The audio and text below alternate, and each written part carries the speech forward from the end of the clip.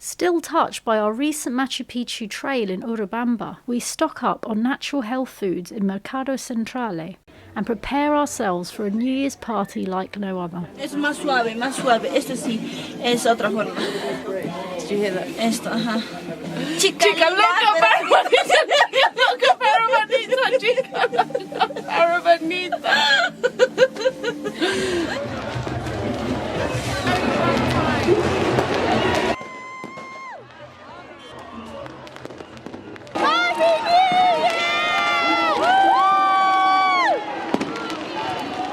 The following morning, we grab a train and head to the furthest point yet, Lake Titicaca.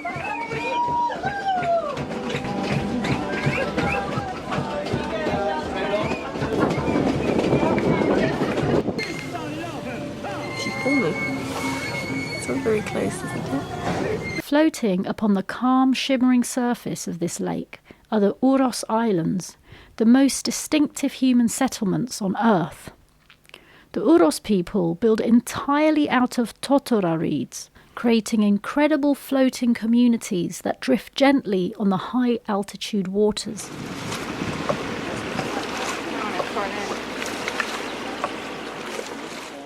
The people here are so ingenious that they use reeds not only for building, but as a source of food and fuel.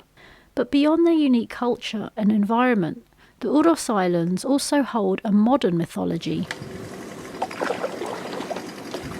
UFO enthusiasts and paranormal theorists claim that beneath the blue waters surrounding the islands lies a hidden extraterrestrial base. Reports of unexplained lights moving beneath the surface at night, coupled with the lake's unusual depth and ancient Incan legends, have inspired speculation that Lake Titicaca could be concealing something more than just natural wonders. The idea gained traction in the late 20th century, fueled by accounts of strange orbs seen hovering over the floating islands and by the lake's connection to the ancient myth as the cradle of the sun. This is really amazing. Yeah, it's the best place.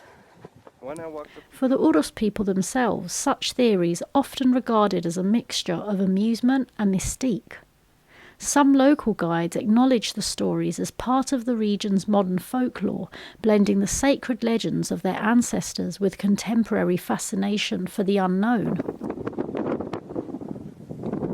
I find myself drawn to the setting sun as the wind increases, and whilst I film over the lake, my lens suddenly captures a glimpse of a flare. Yeah. Oh my God! Look at that. Look through your lens. Look at that. What's dancing around the sun right now? Try and calm stand here. Check it out. Oh my God! Check it out.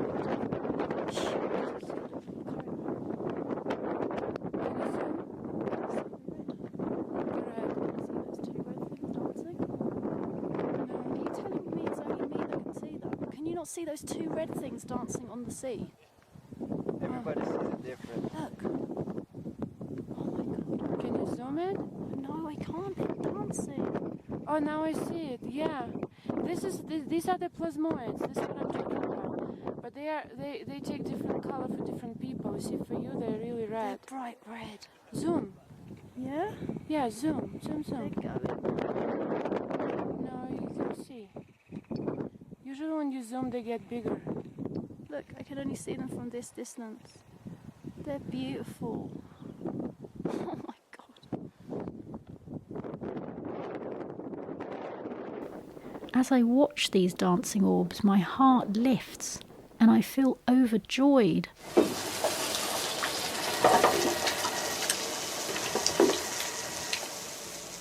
I leave the lake feeling elated and at the same time in kind of awe of what my next experience is going to bring me.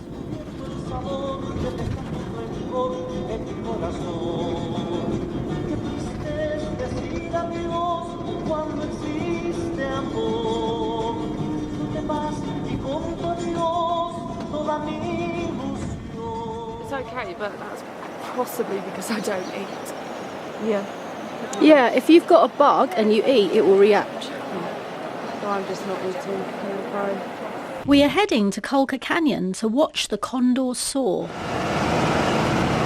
To the Incas, the condor bridges other worlds.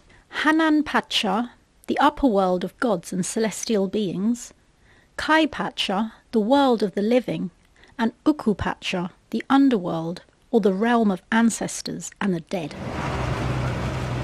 The condor belongs to Hanan Pacha, the upper realm, and carries messages from the earth to the heavens, whispering closely to the sun, its movements symbolising transcendence. A guardian of spirits, condors sometimes appear in sacred rituals as a symbol of freedom and renewal. But the deepest part of the canyon is behind and 65 kilometers in the south. Our guide Caesar offers coca leaves to the mountains as a gesture of respect.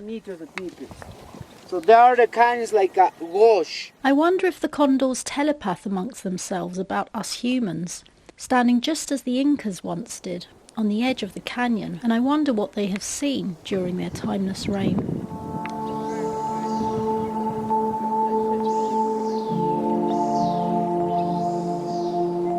The 1st of April, 2014. Dear Diary, woke around 5 a.m, felt like it was just getting light, was contemplating a dream, but then not sure how long it was. But suddenly again, a couple of flashes of bright white light, or almost like a spotlight pointing to something, and I have a vision in my other mind. Is that my pineal that turns on like that? I can hear my 3D conscious mind saying, here it is again. So I know I'm observing the shift in consciousness as I move into a different plane. Then darkness and the very loud noise, only I interpret this not as a frequency shift, but simply a loudness that gets stronger as I focus on it, kind of like I'm making it stronger. But the more I put my attention to it and try to control it to grow, as I think it's taking me somewhere, the sound stops or cuts out, almost like a surging of currency, and I feel myself floating or detached once again from the body. I wonder if this is because I'm blocked somewhere in my chakras and I cannot make the next location, and the surge of frequency overrides, and I just enter into astral for a few moments, then get brought back very quickly into my body, as if it's a faulty cord or something. They try each time I go to sleep to enter that realm, yet they can't get to me. I must do something to help them, something different. I must continue an intense detox when I return from Peru, and a lot more meditation. Maybe this opens my channels for contact. Que por nombre lleva Jehuisha, que lo pueden ver en su boleto turístico. Jehuisha. Detrás empieza el Amazonas con el nombre de Hornillo. Luego con el nombre de Apurima. Luego el río N, el río Ucayali, y para más tarde tomar el nombre de Amazonas.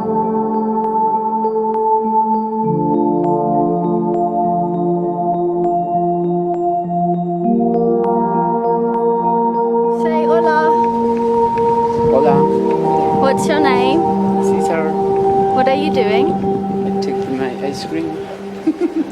What's your job? I'm tour guide. How many years? 6 years. Do you like it? I like it. Where do you guide people? Many different parts of the planet. English. And English mostly. And where do you take them? The tours. Which places? Colca Canyon, Cusco, Machu Picchu, Sacred Valley, Titicaca Lake, Puna. Ciao. Thank you very much. The monastery of Santa Catalina feels frozen in time. Founded in 1579, this was once a closed convent for nuns of noble Spanish families. Women who at just 12 or 13 were brought here to dedicate their lives to faith, silence and solitude. Sorana de los Angeles Monteagudo entered the convent as a child in the early 1600s and spent her entire life within these walls. Known for her discipline and visions, saints and angels often spoke to her. But she was also known for her strength of spirit.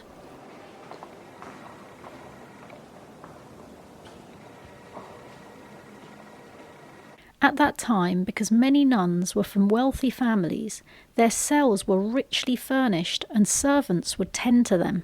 Sorana soon became prioress and tried to change that, believing that the monastery needed a touch more humility and prayer.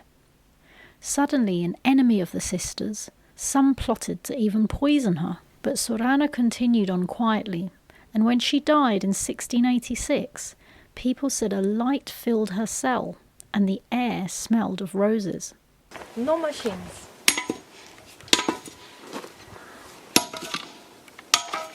See? Oh, it does come apart really easily. He have to make a flat he can. Yeah, as much flat he can, because if in other ways he will get paid less money. No guys working there or working there.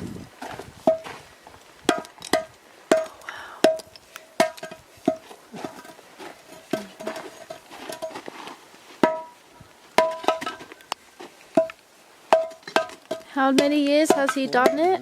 He's working here for 43 years. Very hard. I see, that's how it Wow. Our final days end back in Lima, where we visit the Larco that holds more than 45,000 artefacts by collector Rafael Larco Hoyle, with the moche portrait vessels and portrait pottery of hundreds of human faces being my favourite sculptures.